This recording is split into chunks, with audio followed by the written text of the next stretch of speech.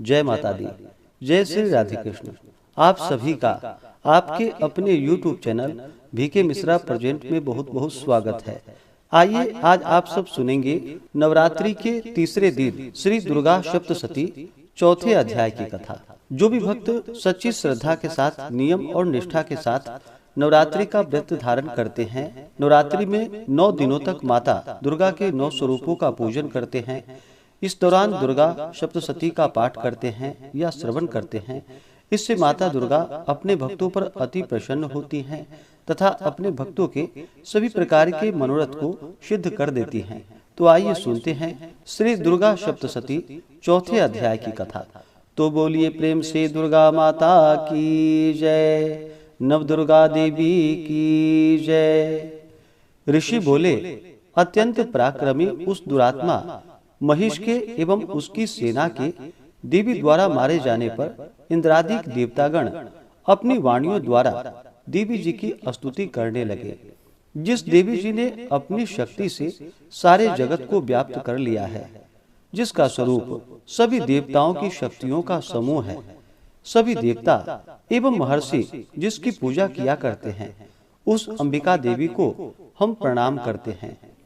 वही देवी हमारा मंगल करे, जिसके अतुल प्रभाव का एवं बल का भगवान शेषनाग, ब्रह्मा तथा हरि भी वर्णन नहीं कर सकते हैं। वह चंडिका देवी सारे जगत के पालन के लिए तथा अमंगल के भय के नाश का विचार करे। जो श्री स्वरूपिणी पुण्यात्माओं के घरों में जो लक्ष्मी स्वरूपा है, पापियों के घरों में दरिद्रता, पवित्र बुद्धि वालों के हृदय में बुद्धि, श्रेष्ठ पुरुषों के यहाँ श्रद्धा, कुलीन मनुष्यों में लज्जा स्वरूपिणी है। इस प्रकार की हे देवी हम आपको प्रणाम करते हैं। हे भगवती, आप विश्व का पालन करें। हे मातेश्वरी, आपके इस अचिंत्य रूप का असुरों के क्षय करने वाले आपके महान पराक्रम का एवं देवता तथा असुरों के सामने संग्राम में किए गए आपके अद्भुत चरित्रों का वर्णन हम किस प्रकार कर सकते हैं। हे भगवती, आप संपूर्ण जगत का कारण हो। सत्व, रज, तम इन तीनों गुणों वाली होते हुए भी आप अजय हो। दोषों के कारण हम लोग आपको जान नहीं सकते हैं। हम तो क्या विष्णु, शिव आदि भी आपका पार नहीं पा सकते। आप सबकी आश्रय हो एवं आप आद्या अव्याकृता परा प्रकृति हो। हे देवी जी, सभी यज्ञों में जिसके उच्चारण करने से सभी देवता तृप्त होते हैं, वह स्वाहा एवं पितरों को तृप्त करने वाली स्वधा आप ही हो।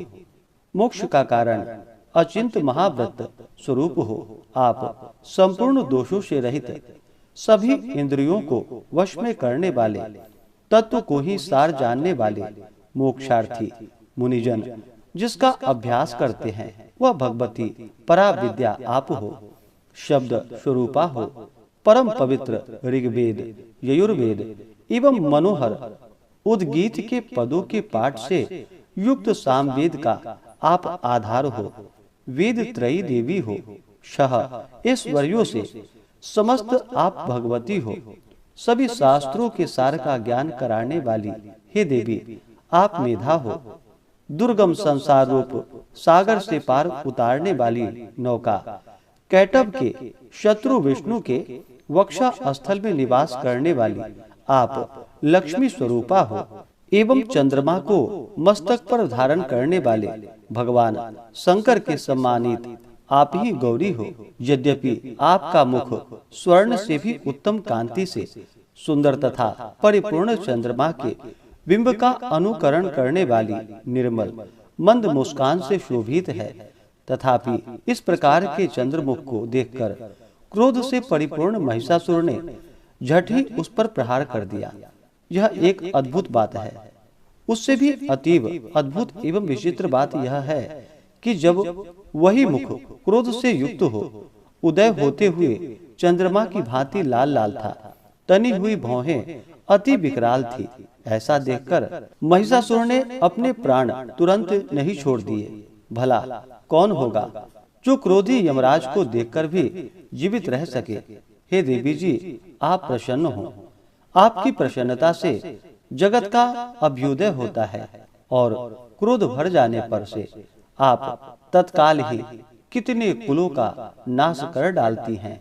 सर्वदा उन्नति दाता देवी जी, आप जिन पर प्रसन्न होती हैं वे ही देशों में सम्मानित होकर धन तथा यश पाते हैं और उनका धर्म भी शिथिल नहीं होता है।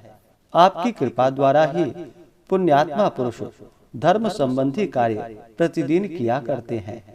आपकी कृपा से स्वर्ग लाभ होता है। इसी कारण आपसे बढ़कर कौन है। सबके लिए उपकार करने वाली हो, आप सर्वदा दयामयी हो। ये राक्षसों के वध करने से जगत सुखी हो। ये राक्षस कभी नरक के लिए चिरकाल तक भले ही पाप करते हों, संग्राम में इनका वध आपने इसलिए किया है कि मुझसे मारे हुए यह स्वर्ग में चले जाएं। यही मन में रखकर हे देवी जी, आपने असुरों को केवल देखने मात्र से ही भस्म नहीं कर शत्रुओं पर शस्त्रों का प्रहार क्यों कर दिया। इसका भी कारण होकर वह उत्तम लोक में मरकर पहुँचे। इस प्रकार आपके यह विचार अति उत्तम है। आपका शील स्वभाव दुराचारियों के दुष्ट स्वभाव को निवृत्त करने वाला है और आपका रूप अचिंत है। आपकी अन्य किसी के साथ तुलना नहीं हो सकती है। आपका पराक्रम तो देवताओं के पराक्रम को नाश करने वाले दैत्यों को नाश करने वाला है। इसी प्रकार आप शत्रुओं पर भी दया किया करती हो। आपके पराक्रम की तुलना में हे देवी किसके साथ हो सकती है। और आपके रूप भी तो परम मनोहर हैं, परंतु शत्रुओं को भयदायक है। हृदय में कृपा एवं युद्ध में निष्ठुरता त्रिलोक भर में केवल आप में ही दिखाई देती है। हे देवी जी, शत्रुओं का नाश करके इन सारी त्रिलोकी की आपने रक्षा की। संग्राम भूमि में उन दैत्यों का विनाश करके उन्हें स्वर्ग में पहुंचा दिया और हमारा भय भी दूर कर दिया, जो कि हमें उन्मत्त दानव डराया करते थे। हे माता, आपको नमस्कार है। हे देवी, शूल से हमारी रक्षा करे। हे अंबिके, खड्ग द्वारा हमारी रक्षा करे एवं घंटा के शब्द तथा धनुष की टंकार से भी हमारी रक्षा करे। हे चंडिके, पूर्व पश्चिम दक्षिण दिशा से भी हमारी रक्षा करे। अपना त्रिशूल घुमा घुमा कर उत्तर में हमारी रक्षा कीजिए। ऋषि बोले।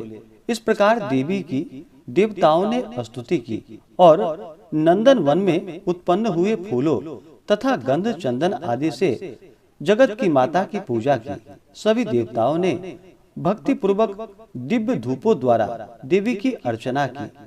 तब देवी प्रसन्न मुख होकर उन देवताओं से बोली कि हे सभी देवताओं, अपनी अभिलाषा के अनुसार आप सब हमसे वर मांगे। देवता बोले, हे भगवती, आपने तो हमारी सभी कामनाएं पूर्ण कर दी, कुछ भी बाकी नहीं है। हमारे इस महिषासुर शत्रु का आपने वध कर दिया।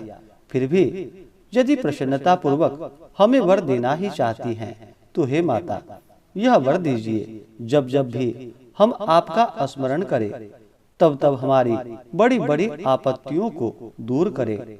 हे प्रसन्न वरदे मातेश्वरी, जो भी मनुष्य इन स्तुतियों द्वारा आपकी स्तुति करे, उसे वित्त रिद्धि विभव दीजिए। हे अंबिके, हम पर सदा प्रसन्न रहिए।